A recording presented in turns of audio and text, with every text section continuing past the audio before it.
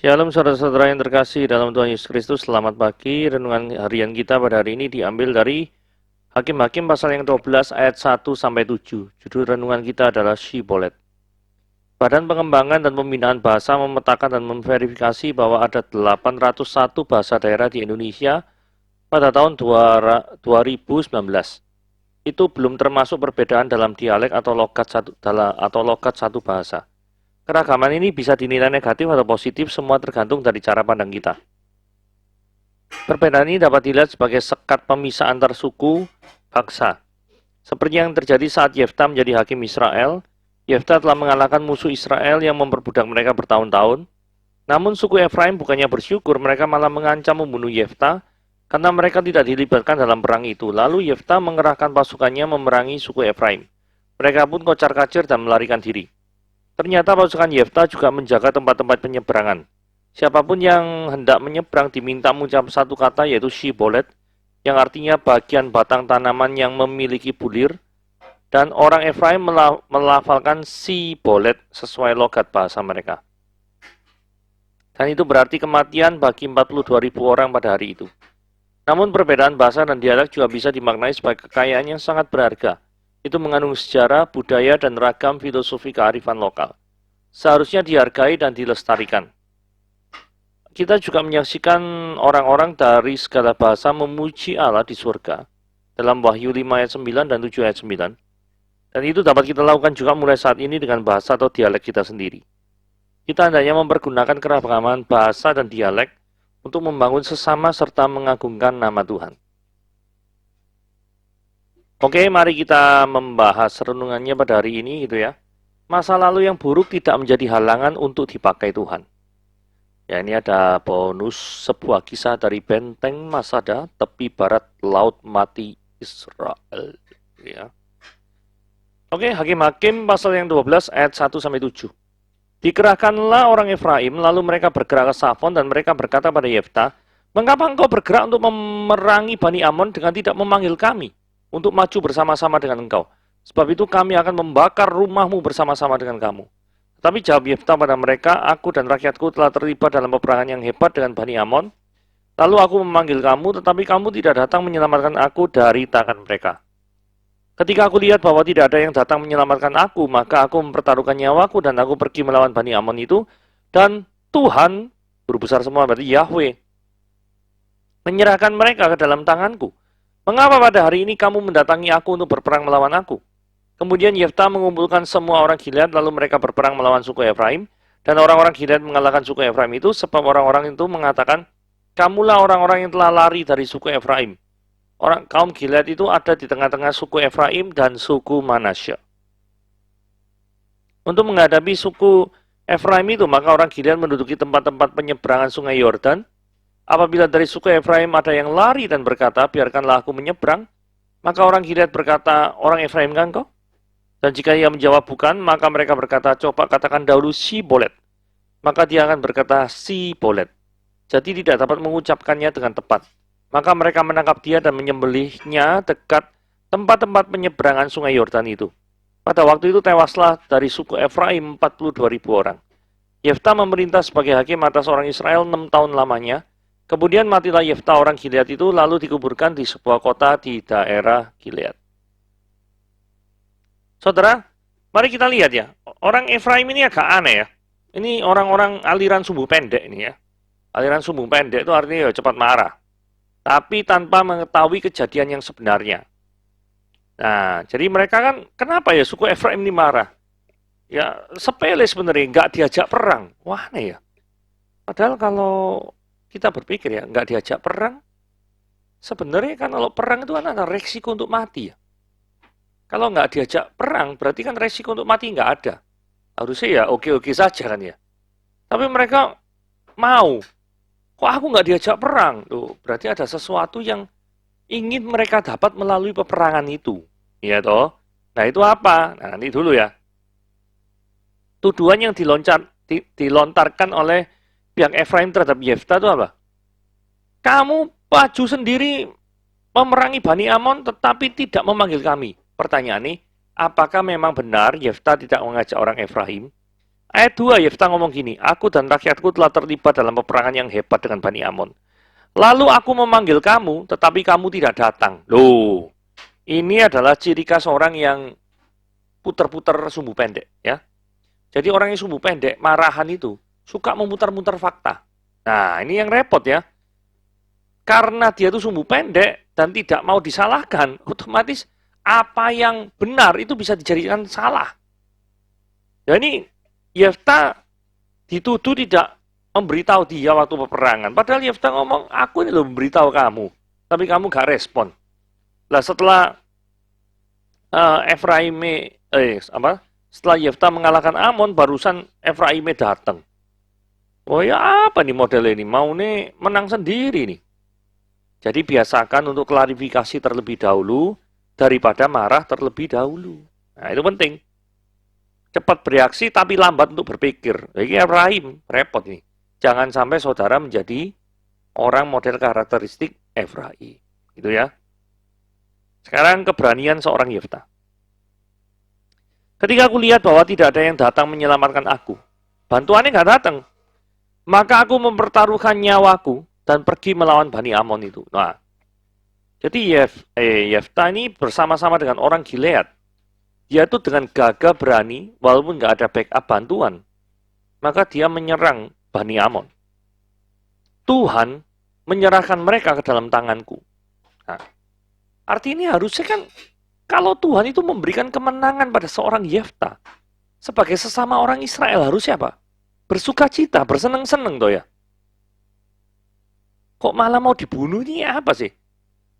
Terus Yefta malah bingung, dia ngomong ini, mengapa pada hari ini kamu mendatangi aku untuk berperang melawan aku? Aku ini bukan bangsa Amon, aku ini saudaramu gitu loh. Jadi seharusnya Bani Efraim ini turut bersuka cita dengan Yefta ketika Yefta mengalahkan Bani Amon, tapi ya Efraim nggak mau bersuka cita. Iya toh? Mengapa?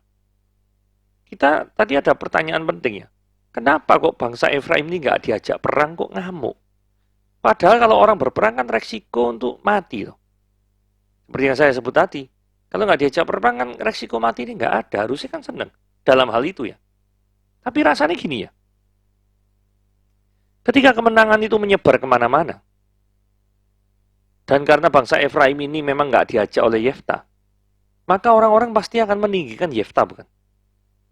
Nah, apakah ini yang menjadi motivasi daripada Efraim dan marah karena orang-orang itu menyanjung Yefta, namanya dielu-elukan. Sedangkan nama Efraim tidak ada gaungnya sama sekali. Poin kedua yang mungkin terjadi adalah ketika Yefta mengalahkan daripada Bani Amon, kemungkinan besar orang Efraim itu ingin menguasai daripada tanah Amon dan dicaplok gitu ya toh, diambil untuk menjadi tanah kekuasaannya. Itulah sebabnya kenapa bangsa Efraim ini mungkin sangat pengen sekali, ambisi sekali untuk merebut daripada Bani Amon. Saudara kalau Anda lihat kekuasaannya ya, ini ada peta ya. Manasye ini paling besar ya. Efraim ini agak kecil. Tapi mungkin dia itu memiliki antusiasme yang sangat tinggi sekali. Jadi Efraim ini pengen berkuasa lah, karena pengen berkuasa, maka dia ya pengen mencaplok ya ini tanah-tanah Amon ini ya. Jadi Amon, Gad, Manasye, Ruben, daerah sini itu daerah Yordania sekarang ya. Kurang lebih seperti itu. Nah, terus ayat 4 dikatakan kemudian Yefta mengumpulkan semua orang Gilead, lalu mereka berperang melawan suku Efraim. Sebenarnya Yefta tuh tidak pengen berperang melawan suku Efraim.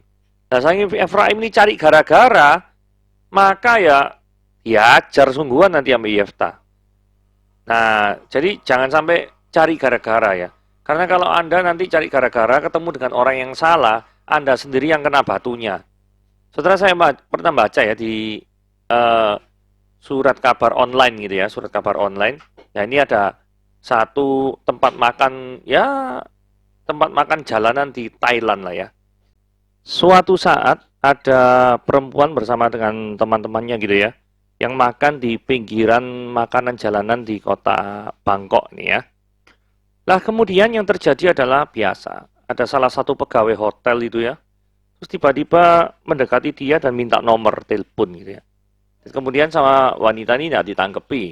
Biasalah, mungkin ya nggak seneng lah ya. Ngapain nggak kenal apa minta-minta nomor telepon gitu ya.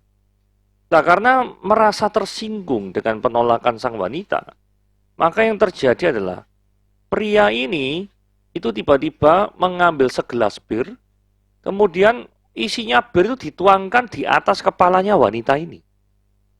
Terus kemudian ditinggal gitu ya. Pikirnya, alah, nolak aku. Wah, tak tuang bir kapok kamu. Nah, gitu ya. Ternyata wanita ini berdiri, terus kemudian melemparkan daripada gelas itu ke arah pria itu, kemudian diajak bertarung dan diajar. Ternyata perempuan ini adalah juara Muay Thai. Gitu loh. Nah, ini adalah salah satu orang yang suka cari gara-gara. Nah, akhirnya si pegawai hotel ini dipecat dari kerjaannya karena cari gara-gara terhadap perempuan yang salah. Iya toh. Diajar sungguhan itu sama ketemu sama juara Muay Thai. Nah, ini sama ceritanya dengan suku Efraim. Cari gara-gara sama Yefta. Yefta itu mengumpulkan orang Gilead yang mantan perampok-perampok gitu loh. Nah, akibatnya model kalau bahasanya Jawa Timur korak-korak gitu ya toh. Wah, diajar suku Efraimnya. Iya toh. Nah, jangan berurusan atau cari gara-gara. Nanti kalau sudah waktunya Tuhan balas, nanti tahu rasa. Gitu ya. Nah, ini strategi orang Gilead itu mengalahkan suku Efraim.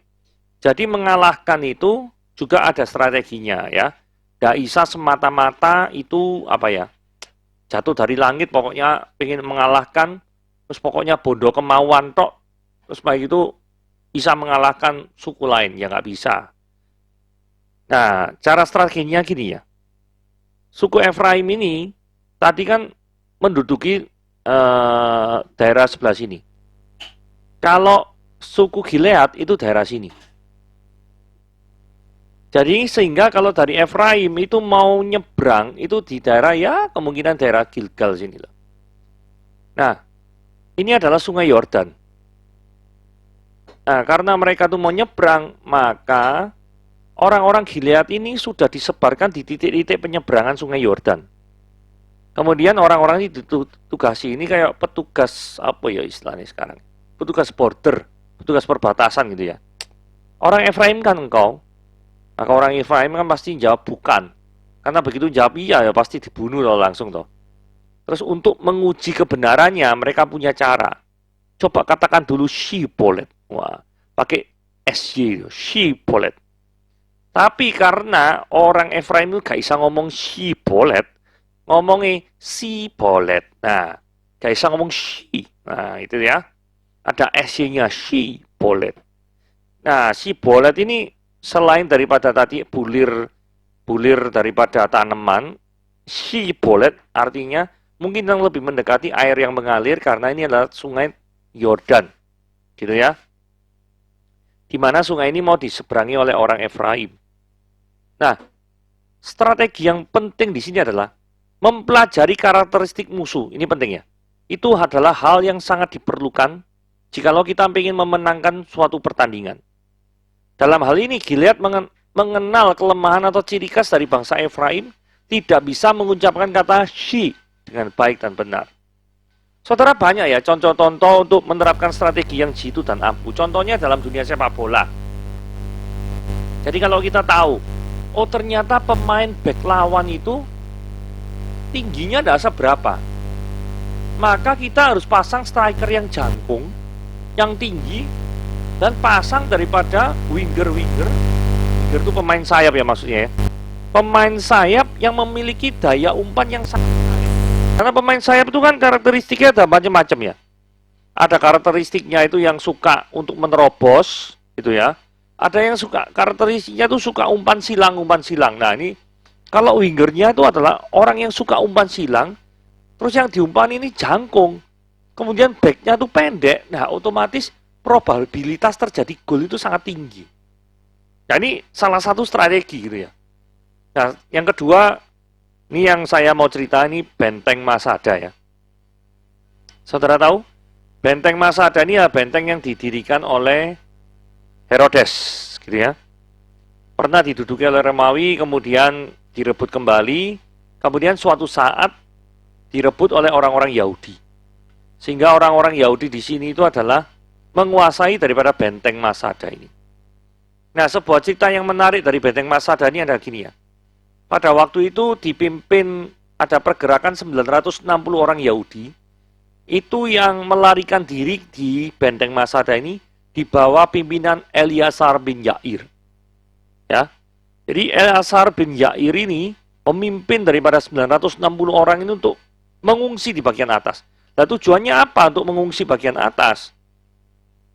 Tujuannya adalah di dalam suatu medan perang, orang yang ada di dalam posisi atas itu jauh lebih menguntungkan daripada yang bawah. Benar ya? Karena yang atas itu bisa lempar batu, lempar tombak, lempar panah, apa gini gitu.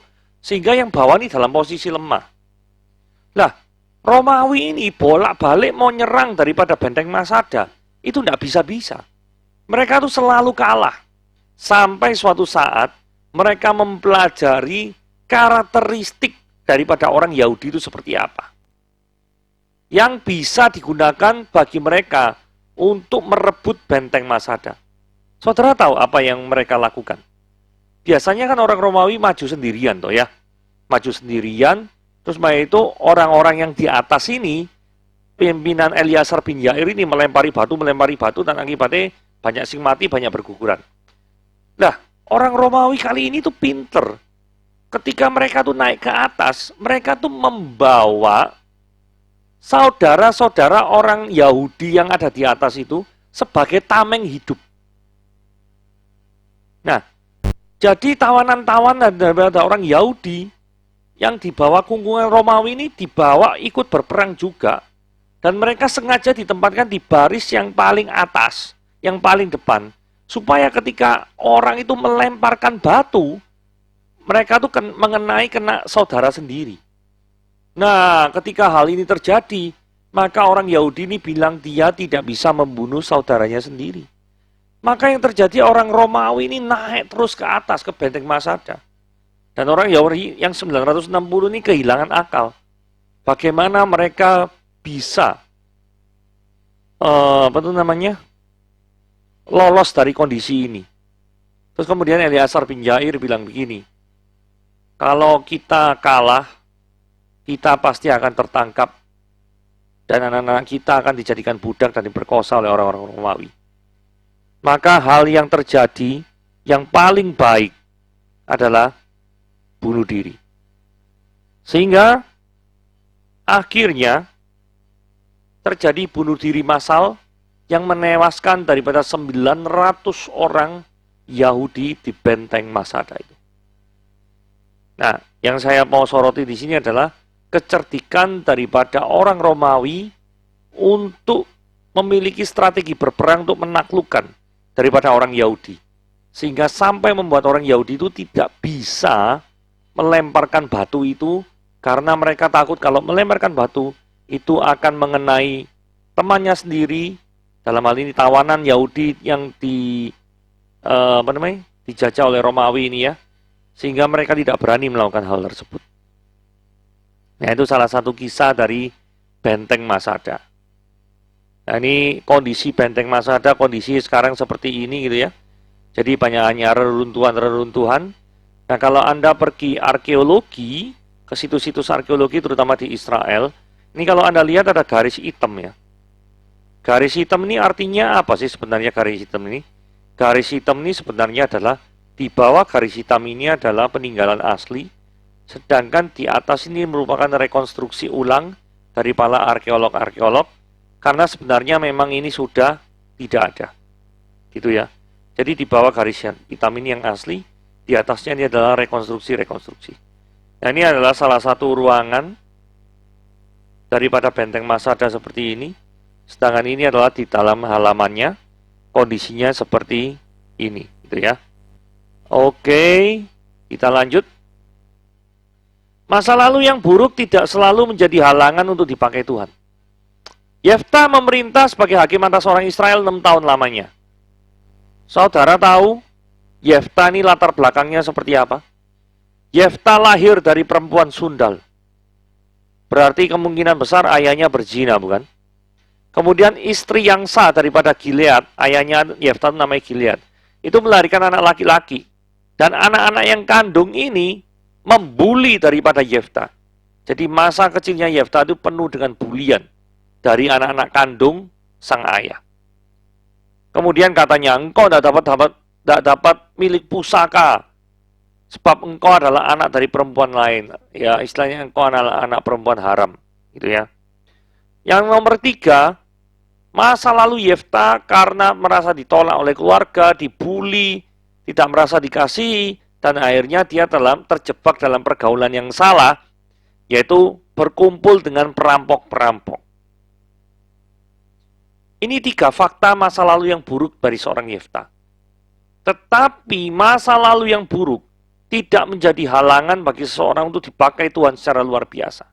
Buktinya Yefta diizinkan oleh Tuhan menjadi hakim, menjadi pemimpin atas orang Israel seluruhnya loh ya. 6 tahun lamanya. Saudara, lumayan bukan?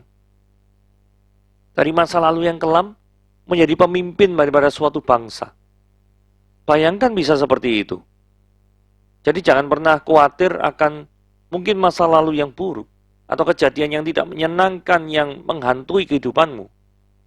Hari ini firman Tuhan berkata jelas kepada engkau bahwa masa lalu yang buruk tidak menjadi halangan untuk dipakai Tuhan secara luar biasa. Jadi yakinlah Tuhan bisa mengubahkan masa lalumu menjadi masa depan yang penuh dengan gemerlap dan dipakai oleh Tuhan secara luar biasa menjadi alatnya. Renungan harian pada hari ini sampai di sini. Tuhan Yesus memberkati.